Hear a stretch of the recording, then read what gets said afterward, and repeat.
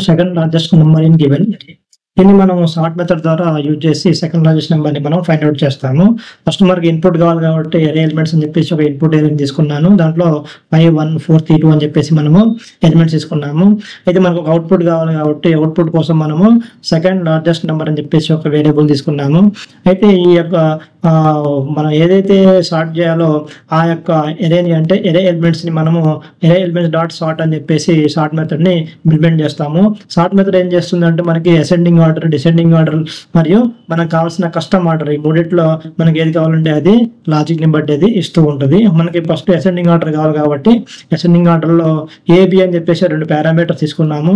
ఆ 2 పారామీటర్స్ ఏం చేస్తాయంటే ఏ ఒక ఎలిమెంట్ ని బి ఒక ఎలిమెంట్ ని ఇది ఫస్ట్ ఎలిమెంట్ సెకండ్ ఎలిమెంట్స్ ని స్టోర్ చేసుకుంటాయి. స్టోర్ చేసుకుని ఏ మైనస్ బి అని చెప్పేసి కంపేర్ చేసుకుంటాయి. ఏ మైనస్ బి ఎంత వచ్చిన అసెండింగ్ ఆర్డర్ లో వచ్చిన మనకి ఏదైతే ఎలిమెంట్స్ ఉన్నాయో వాటిని మనము రివర్స్ మెథడ్ ద్వారా రివర్స్ చేస్తాము. అంటే 1 1 to 9 ఉన్నాయి, మనకి రివర్స్ ఇస్తే ఏమవుతుంది 9 to 1 అవుతుంది అనమాట.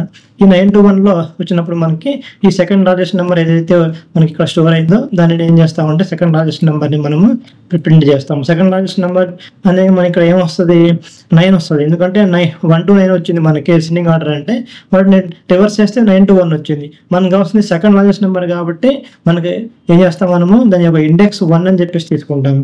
ఇండెక్స్ 0 అంటే ఫస్ట్ లార్జెస్ట్ నెంబర్ వస్తుంది. ఇండెక్స్ 1 అంటే మనకి సెకండ్ లార్జెస్ట్ నెంబర్ అనేది మనకి ప్రింట్ అవుతుంది.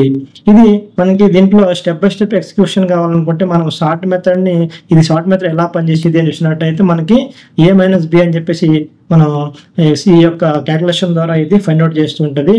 ఏ మైనస్ బి అంటే ఫస్ట్ ఏలో 5 వస్తుంది, బిలో 1 వస్తుంది. ఏ మైనస్ బి అంటే 5 minus 1 అంటే ఈజ్ ఈక్వల్ 4 వచ్చింది. 4 అంటే పాజిటివ్ వాల్యూ.